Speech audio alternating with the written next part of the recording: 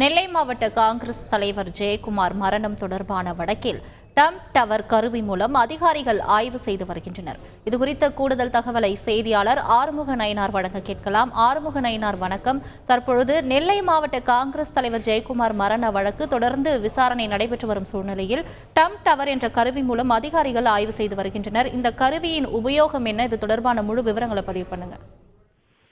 வணக்கம்.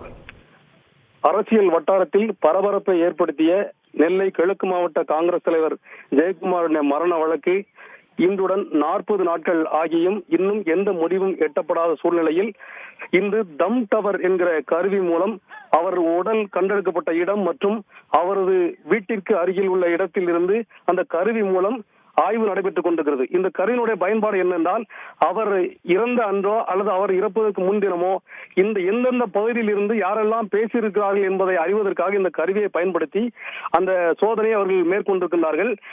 அவர்கள் எந்த இடத்திலிருந்து அந்த லொகேஷன் அனுப்புகிறார்களோ அதிலிருந்து ஒரு 20 கிலோமீட்டர் 30 கிலோமீட்டர் தூரத்திற்குள் புதியதாக யாராவது இந்த பகுதிக்கு வந்து வெளி மாநிலங்களிலிருந்தோ அல்லது இவர் காவல்துறையினர் சந்தேகப்படக்கூடிய நபர்கள் யாராவது அதில் பேசியிருந்தாலோ எந்த கம்பெனியினுடைய தொலைத்தொடர்பு துறையினுடைய டவர்ல பேசினாலும் சரி, முழுக்க அது அதில் பதிவாகிவிடும்.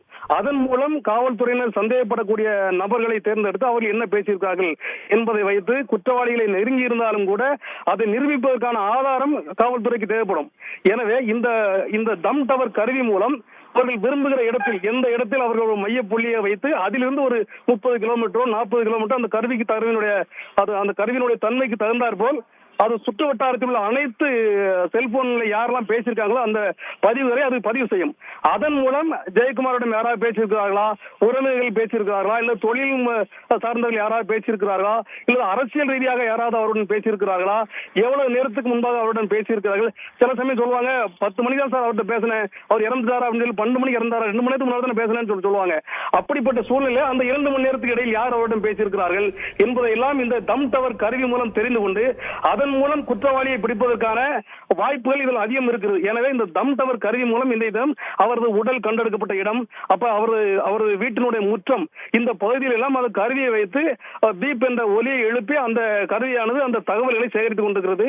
அவரது வீட்டிற்கு முன்பாக அந்த சோதனை செய்த அதிகாரிகள் பின்பு வீட்டிற்குள் சென்ற பின்பு வீட்டினுடைய முற்றத்தில் அந்த கருவியை வைத்து கேட்டினை போட்டு பூட்டிவிட்டார்கள். தற்போது இந்த ஆய்வானது அவரது தோட்டம் மற்றும் அவரது வீட்டு பகுதியில் தொடர்ந்து நடைபெற்றுக் கொண்டிருக்கிறது. விரிவான தகவல்களுக்கு நன்றி ஆறுமுக நயினார். செய்திகளை உடனுக்குடன் தெரிந்து கொள்ள உடனே சப்ஸ்கிரைப் பண்ணுங்க.